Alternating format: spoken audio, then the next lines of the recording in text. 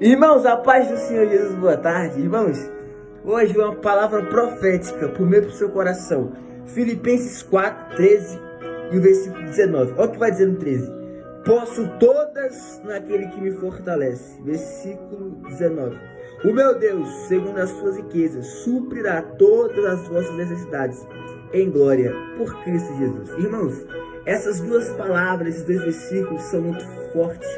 E assim, precisamos entender e pegar para a sua vida primeiro, você pode tudo, então não aceita a palavra e nada contrário sobre a sua vida. Segundo, o Senhor, com tudo que Ele tem, poder, grande glória, Ele está no céu.